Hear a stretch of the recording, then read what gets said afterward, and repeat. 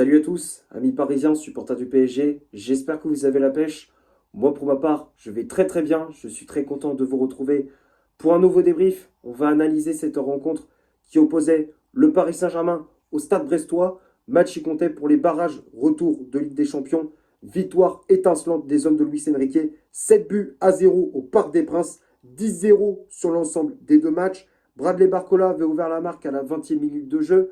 À la 39e, Kvaratskhelia fait le break. 59e, Vitinha porte le score à 3-0. 64e, Désiré Doué marque le quatrième but de la partie. 69e, but de Nuno Mendes. 76e, but de Gonzalo Ramos. Et à la 86e, Seny Mayolou clôture ce festival offensif. Et avec ce résultat, le club de la capitale est donc qualifié pour les huitièmes de finale de Ligue des Champions. Le prochain adversaire du Paris Saint-Germain, on ne sait pas encore. Enfin, on sait que ce sera soit Liverpool, soit le FC Barcelone. Ce sera, ce sera une des deux équipes. Mais personnellement, si ça tenait qu'à moi, j'aimerais bien qu'on tombe sur Liverpool. Ah, j'aimerais bien parce que Liverpool, c'est l'une des meilleures équipes depuis le début de saison dans l'ensemble des championnats. Euh, ils sont considérés comme la meilleure équipe d'Europe. Donc, d'entrée, affronter Liverpool, les sortir en huitième de finale, ce serait un kiff, un gros kiff, tu vois. Ce serait exceptionnel de sortir Liverpool si on les affronte en huitième de finale. Bon, on va parler de ce qui s'est passé durant ce match face à cette équipe de Brest. Ah, les pauvres Bretons, ils ont morflé. On n'a fait qu'une bouchée de cette équipe de Brest. Ça a été un festival offensif de la part des hommes de Luis Enrique. J'ai pris énormément de plaisir à voir le PSG jouer de cette manière-là. Dès le début du match, on voyait des Parisiens qui étaient bien organisés. Tactiquement, c'était propre. Il n'y avait rien à dire. Techniquement, c'est un régal, c'est un pur régal. Ça joue une touche de balle. Il y a beaucoup de combinaisons. Il y a de la vitesse, de la percussion sur les côtés, que ce soit avec Hakimi, Kvaratskhelia, Mendes, Dembélé, Barcola même. Ça allait très vite, trop vite pour les Brestois.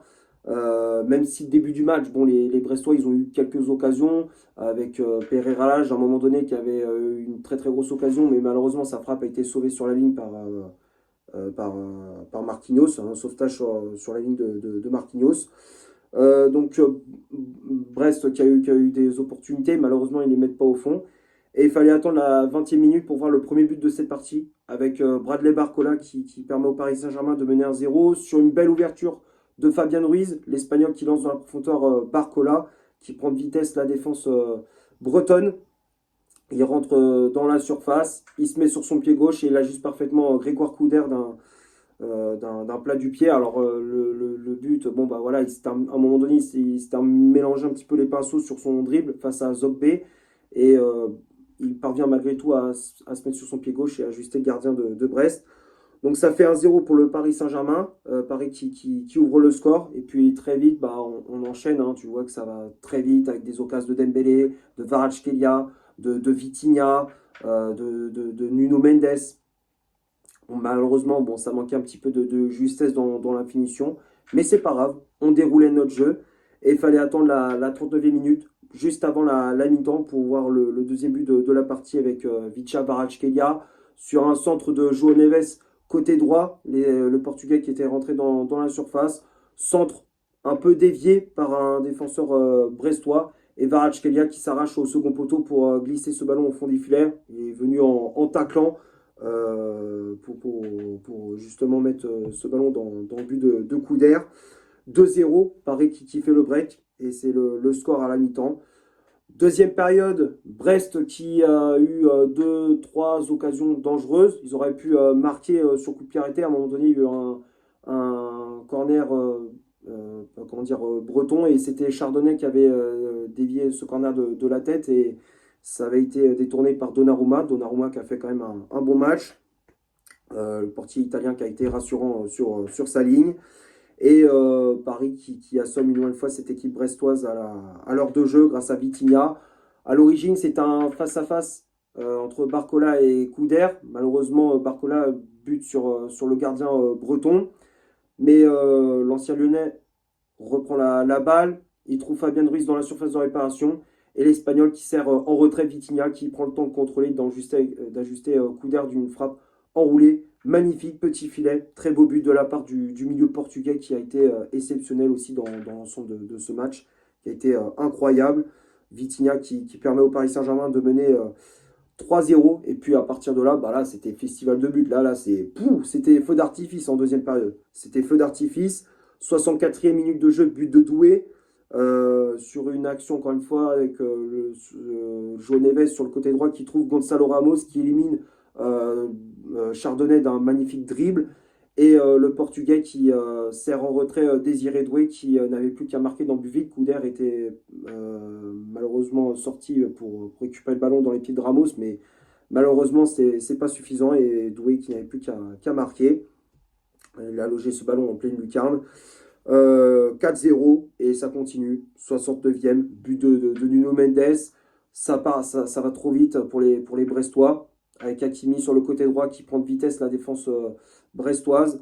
Il rentre dans la surface et centre fort au second poteau pour Mendes qui n'avait plus qu'à pousser ce ballon au fond du filet. Ça fait 5-0 et ça continue encore et encore, comme dit Francis Cabrel. 76e minute, but de Gonçalo Ramos. Encore une fois, cette fois-ci c'est côté gauche avec Kvaratskhelia qui trouve entre les lignes Désiré Doué et le Français qui centre pour Ramos qui dévie à bout portant ce ballon. Comment dire, le gardien brestois Grégoire Couder ne peut rien faire. Ça fait 6-0 et à la 86e, but de Seny Mayoulou dans ce ballon encore une fois dans la surface avec, je crois que c'est encore une fois Kvaratskhelia si je ne me trompe pas, qui trouve le jeune Seny Mayoulou dans la surface et derrière le jeune parisien qui ajuste Grégoire Couder d'une frappe. Alors ça a été détourné un petit peu par le gardien. Mais ça se termine au fond des filets. Au passage, Mayoulou qui inscrit son premier but en Ligue des Champions. Ça fait plaisir. 7-0, carton plein. Maintenant, on est qualifié pour les huitièmes. Et on espère en tout cas la même chose pour les prochains matchs, que ce soit en championnat ou en Ligue des Champions, que ce soit face à Liverpool ou face au Barça. Maintenant, on va passer à la composition d'équipe que Luis Enrique a alignée pour ce match. Le 11 de départ s'affiche juste ici. Donc l'entraîneur espagnol a aligné comme d'habitude son fameux 4-3-3 avec Gigio Donnarumma dans les cages. La charnière centrale, c'était Marquinhos associé à William Pacho. Marquinhos qui avait le brassard de capitaine. Les latéraux, Achraf Hakimi à droite, Nuno Mendes à gauche. Vitinha positionné en 6 au milieu de terrain. Fabien Ruiz et João Neves en relayeur. Et le trio d'attaque avec Vicha Kvaratskhelia, ailier droit. Bradley Barcola, ailier gauche. Et en pointe, en faux numéro 9, le français Ousmane Dembélé. Les changements effectués par l'entraîneur parisien. Donc, on a vu l'entrée de Presnel Kimpembe, qui a joué ses premières minutes cette saison en Ligue des Champions. On a vu l'entrée également de Gonçalo Ramos à la place de Bradley Barcola. Désiré Doué qui est rentré à la place d'Ousmane Dembélé. Kangin Lee qui est rentré à la place de Fabien Ruiz au milieu de terrain. Et pour finir, l'entrée du jeune Seny Mayoulou à la place de João Neves. Que dire sur ces compos? Rien à dire, hein. C'était du classique hein, avec Kvaratskhelia de nouveau titulaire, Dembélé toujours dans ce rôle de faux numéro 9, le milieu de terrain, on a l'habitude maintenant avec Fabien Ruiz, João Neves et Vitinha. Donc non, rien à rajouter pour Luis Enrique qui a aligné son équipe type. Et les changements, il a très bien géré ces changements avec les entrées de Gonçalo Ramos, Doué, Kangin qui sont décisifs, qui sont efficaces dès qu'ils sont rentrés, Mayoulou également. Non, rien à rajouter pour la compo de Luis Enrique. On va passer maintenant du côté des statistiques de cette rencontre. On va commencer par le Paris Saint-Germain. Les Parisiens ont eu 68% de possession de balle, 17 tirs réalisés dans le match, dont 9 frappes cadrées, 743 passes réalisées dans cette rencontre, dont 779 passes réussies.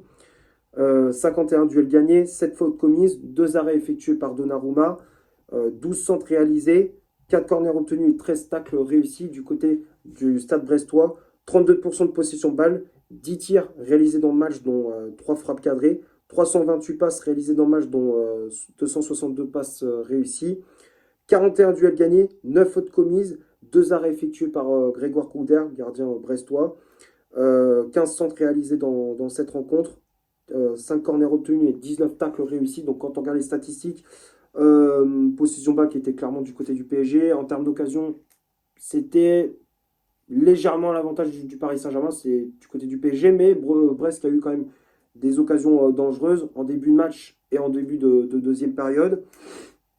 Après, bon, pas grand-chose à rajouter, hein. En termes de duel gagné, Paris a mis beaucoup plus d'agressivité, beaucoup plus de caractère que cette équipe brestoise. Donc voilà, pas grand-chose à rajouter pour les statistiques de ce match. On va finir la vidéo sur les tops et les flops de ce match. Comme d'habitude, je les affiche juste ici. Pour moi, il n'y a aucun flop. Toute l'équipe a été étincelante. Tout le monde a été bon. Que ce soit Donnarumma, que ce soit Marquinhos, Hakimi, Mendes, Fabian Ruiz aussi qui a fait un bon match au milieu de terrain. Il a été très très bon aussi, le milieu espagnol. Dembélé qui régale encore une fois. Kvaratskhelia qui monte en puissance. Barcola qui est buteur à nouveau. Ça fait plaisir, non? Tout le monde a été bon, même les remplaçants, Doué, Gonzalo Ramos, Sinema Yulu. Tout le monde a été très très bon, tout le monde a été à la hauteur de ce match. Donc pour moi, il n'y a aucun joueur qui est dans les flops de côté parisien. Enfin, pour moi, tout le monde a été bon, personne dans les flops. Voilà, je pense avoir fait le tour pour ce Paris Saint-Germain, Stade Brestois. J'espère que le débrief vous aura plu. Si c'est le cas, vous laissez un énorme like, tu t'abonnes, tu n'hésites pas à me dire dans les commentaires ce que tu as pensé du match et de mon débrief. Partage la vidéo sur tes réseaux sociaux, n'hésite pas à faire un tour sur mon compte Instagram, je te l'affiche juste ici. Et d'ici là, portez-vous bien, on se retrouve pour une prochaine vidéo. Ciao.